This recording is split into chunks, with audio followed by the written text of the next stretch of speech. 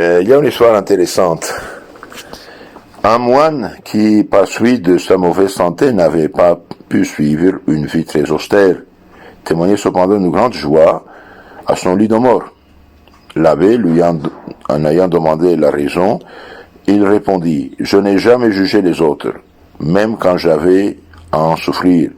J'espère donc que Dieu me jugera avec indulgence. » En effet, il a fait ce que Jésus a dit, « Ne jugez pas et vous ne serez pas jugés. » Celui qui juge son prochain comme une injustice envers Dieu parce qu'il empiète sur ses droits, il n'y a qu'un législateur et un juge. Or, qui êtes-vous pour vous arroger le droit de juger? Saint Jacques 4,12. Qui êtes-vous pour juger le serviteur d'un autre? Romains 14,4. Si vous n'avez pas une science infinie, vous n'avez pas le droit de juger. En effet, la malice d'une action dépend principalement de l'intention. Or, c'est précisément elle qui nous est cachée. Donc, celui qui juge son prochain commet une injustice envers Dieu parce qu'il empiète sur ses droits. Celui qui ruine la réputation du prochain est souvent châtié durement par Dieu dès cette vie, en tombant dans le malheur qu'il préparait aux autres. L'homme qui a mauvaise langue ne sera pas heureux sur cette terre, dit le psaume 89, 12. Jézabel, la femme du roi Akab, la païenne, suborna 2 faux témoins pour accuser de blasphème à Naboth, un monsieur appelé Naboth, qui ne voulait pas céder au roi la vigne que celui-ci convoitait. Donc Naboth avait une vigne qu'il avait héritée de ses parents. Le roi Akab voulait l'acheter. Ok, jusqu'à là ça va. Naboth a dit non, je ne vends pas mon patrimoine. Et je garde l'héritage de mes parents. Alors Jézabel, la femme du roi, païenne, perdue, elle a suborné 2 faux témoins pour accuser Naboth de blasphème. Et Naboth fut tué, soi-disant pour blasphème.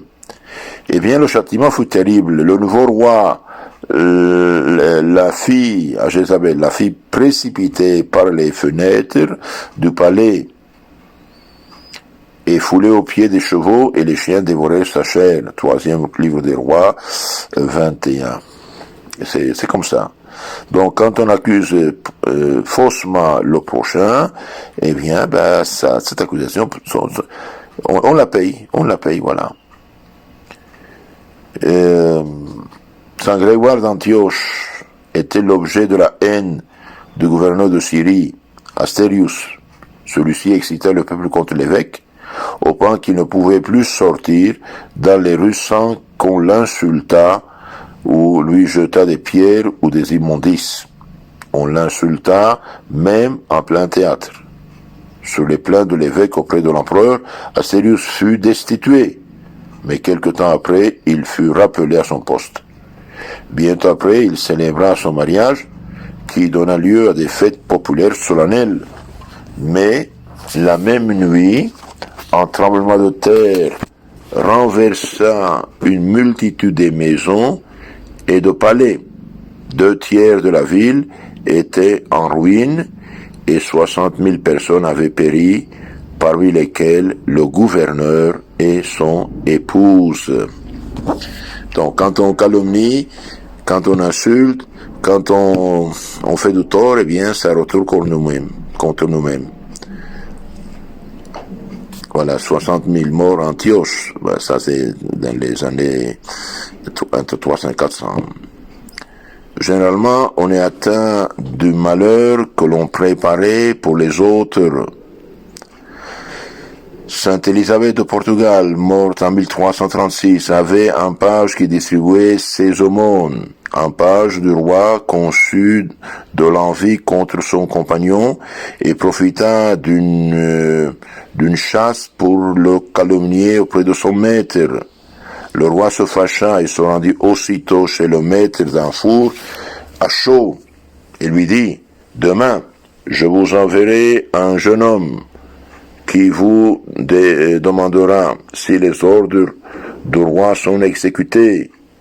Vous le prendrez et vous le jeterez dans le four. » Donc ici, le roi pensait jeter le page de la reine dans le four, le tuer. Mais cette page était innocent. Et qu'est-ce qui va passer? Eh bien, on va voir. Le lendemain, le page de la reine reçut l'ordre d'aller au four à chaud. Ok? Sur sa route, il trouva une chapelle où on sonnait la messe. Il y entra et assista au Saint-Sacrifice. L'autre page, impatient de savoir ce qui lui était arrivé, s'en alla à toute vitesse au four et demanda tout joyeusement si les ordres du roi avaient été exécutés.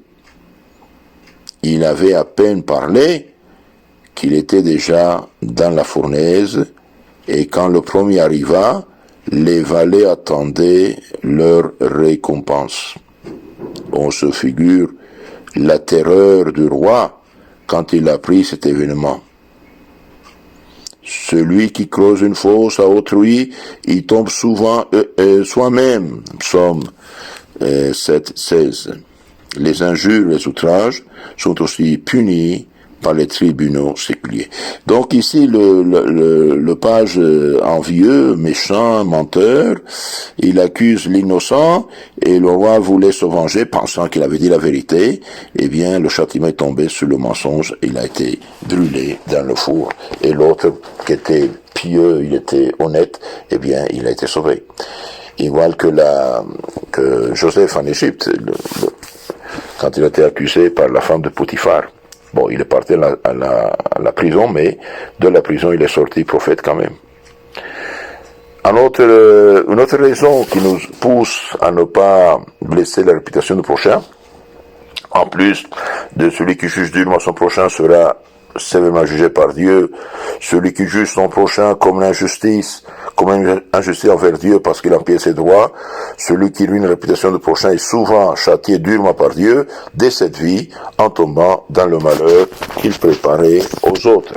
Donc, dernière raison, l'habitude de nuire à la réputation du prochain conduit à la condamnation éternelle.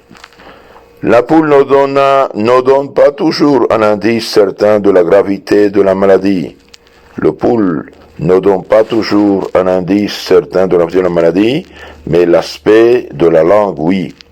Bien des chrétiens prient, fréquentent l'église, et on les tient pour pieux, mais leur langue est noire, avec laquelle ils déchirent la réputation du prochain, et ceci est un signe de la mort prochaine de leur âme, dit saint Alphonse. Ces péchés de langue sont si sérieux parce que la réputation vaut plus que la richesse, dit le livre des Proverbes, chapitre 22, 1. Donc ces péchés des langues sont graves, sont dangereux, parce que la réputation vaut plus que la richesse. Ils sont comme une sorte de meurtre, car ils ôtent au prochain la vie sociale qui a pour condition l'honneur et la réputation. Il blesse en outre la charité parce qu'il attriste profondément le prochain et l'Esprit Saint. Celui qui a le sentiment de l'honneur tient par-dessus tout à sa bonne réputation, et rien ne l'attriste tant que, quand on lui enlève son bien précieux, il préférerait perdre sa fortune quelquefois même la vie. Les médisants et les calomniateurs ne possédons pas le royaume de Dieu, dit saint Paul. Les médisants, les calomniateurs, en même temps que les idolâtres et les fornicateurs et les adultères et les ivrognes, ne posséderont pas le royaume de Dieu. Lisez, s'il vous plaît, 1 Corinthiens chapitre 6, versets 9 et suivants. Eh bien, les calomniateurs et les médisants, eh bien, sont les fils de Satan. Troisième livre des Rois 21, 13. Et digne de mort, dit saint Paul. Romains 1, 32. Celui qui outrage gravement son frère est digne du feu de la Géhenne. Saint Matthieu 5, 22. La prière et le jeûne ne peuvent pas nous sauver de la damnation que nous attirons par l'abus de notre mauvaise langue, dit Saint Bernard. Le jeûne, la prière ne peuvent pas nous sauver de la damnation que nous attirons par l'abus de notre mauvaise langue. Donc on a vu dans les causeries antérieures, on a parlé de la défense de blesser l'honneur du prochain. L'honneur ou la réputation est un bien précieux parce qu'il permet à l'homme d'acquérir des biens temporels et éternels. Nous sommes donc tenus de nous procurer et de nous garder à nous-mêmes une bonne réputation en pratiquant ouvertement le bien, en défendant notre honneur quand il est attaqué. Il ne faut pas chercher par trop de soucis l'estime des hommes, sinon nous risquons de perdre l'amitié de Dieu.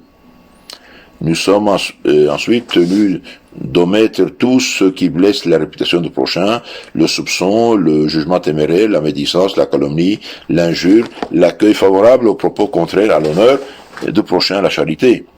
Le soupçon, on a dit, et le jugement téméraire le jugement téméraire consiste à penser du mal du prochain sans raison suffisante dans son cœur. La médisance consiste à révéler sans raison les fautes secrètes du prochain. La calomnie consiste à attribuer au prochain des fautes qu'il n'a pas commises. Et quand c'est devant les autorités publiques, ça fausse une fausse accusation. Et malheureusement aujourd'hui, nous vivons dans une société athée ou quasi athée. Et bien peu importe les mensonges qu'ils font, ils mentent comme des diables. L'outrage ou l'injure consiste aussi à témoigner publiquement à quelqu'un le mépris que l'on professe pour lui. Écouter avec plaisir les paroles blessantes pour l'honneur du prochain, c'est se rendre coupable du péché de celui qui les profère. Alors celui qui a causé de tort la réputation du prochain est tenu sévèrement de la réparer, soit par des excuses, soit par rétractation publique.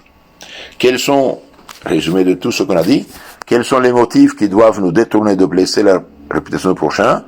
Celui qui juge durement son prochain sera un jour sévèrement jugé par Dieu, Jésus le dit. Celui qui juge son prochain comme une injustice envers Dieu, parce qu'il empiète sur ses droits. Celui qui ruine la réputation du prochain est souvent châtié durement par Dieu dès cette vie, en tombant dans le malheur qu'il prépare aux autres. L'habitude de nuire la réputation du prochain conduit à la damnation éternelle. La prière et le jeûne ne peuvent pas nous sauver de la damnation que nous attirons par l'abus de notre mauvaise langue. Donc, attention à notre langue, attention à la langue. Vous donnerez une parole, vous donnerez compte d'une parole oiseuse, attention.